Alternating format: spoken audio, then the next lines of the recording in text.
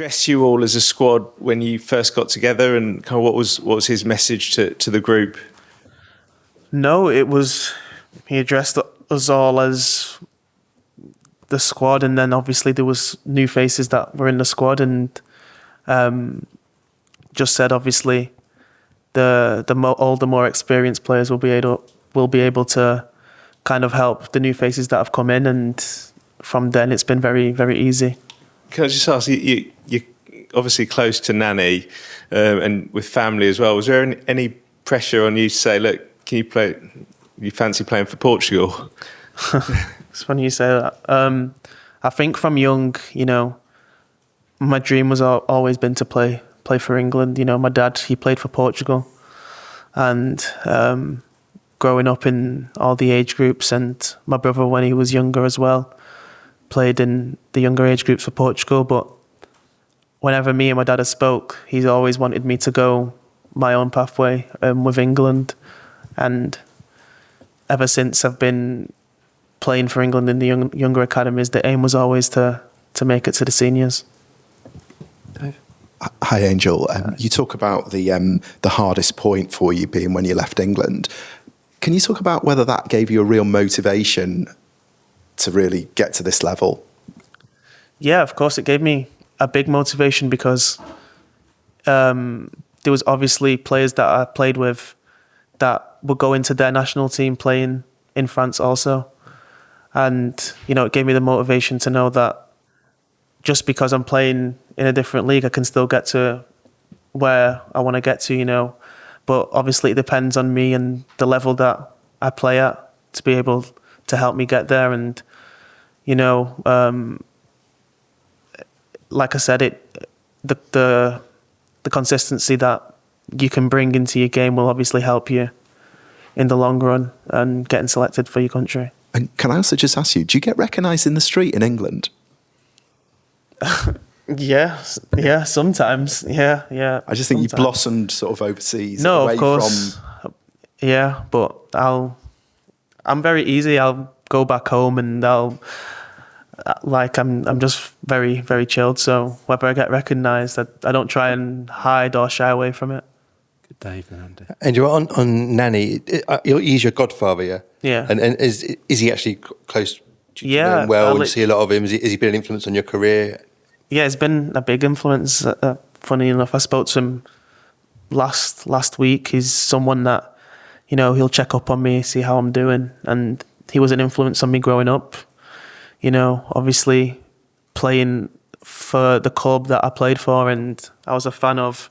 He was someone that I used to watch and someone that used to give me joy. But knowing him on a personal level was amazing because I could see how he was, not just on the pitch, but off the pitch. So, did he play with your dad? Or? No, my dad's way older than him. Oh, right, okay. So, no. Hi, Angel. Just a couple of points to clarify there. Were you ever... I mean, I know you said you always wanted to play for England and that was always going to be the case, but as the years went on, were you ever directly approached by Portugal to go and join them? Well... recently?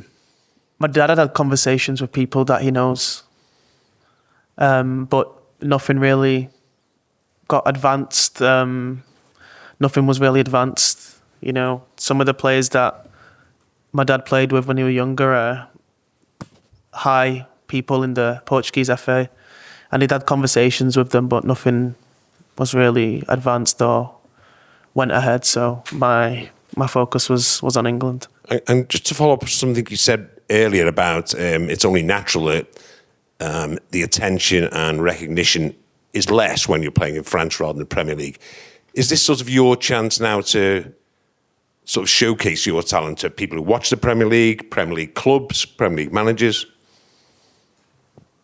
To give yourself, that wider recognition now. Yeah, but it's not necessarily my focus, My focus is just doing as well as possible, and whatever comes with it, It's not to kind of put myself in a position to try and sound like an underdog, or it's just how it is really. And like I said, if I do well for my club, and I can showcase myself at a global level, and that's what I trying to do. Paul. Lee said that last week, that people will enjoy watching you play. He thinks people will enjoy. So what do you think you can bring to the team? What do you think people will see? Someone that is brave. I like to say I'm brave. I like to take risks. I like to help the team in every phase of the pitch, whether it's to help the team play out, or whether it's to control the game, or whether it's to get the team as high with the ball as quick as possible. It's something that I'm comfortable doing, really. So I think that part of my game will be able to be shown. Hi mate, very short question. Have you had any approaches during your time in France to come back to the Premier League or to English football? I have, but I think I believe that everything will happen naturally and at its own time, and I'm really chilled. So if something was to come up that would make sense, then I always say, like, you never know in football. That's all I say. Can you tell us which clubs they were? Don't look at Dom. I was just looking in general. No, Dom. Hi, Angel. You said that you understand that recognition was probably going to be less over here while you were in France and in Portugal than if you'd been in the Premier League. Did that ever weigh on your mind at all while you were over there? Because you knew how well you were playing, and you've said how keen you were to play for England at senior level.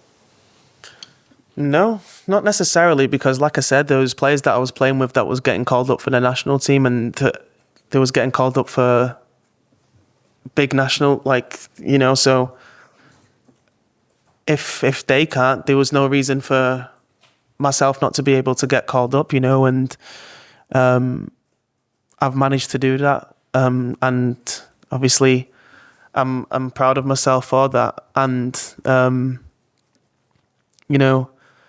there was other players, Sancho at the time at Dortmund, Jude at the time, and so I knew that I could give myself the best possibility, but obviously it's down to myself to be able to get myself to this situation now. And you said that it was a difficult time because of how much your life was changing when you first went. What sort of methods did you put in place to make sure that you could adapt to that much change?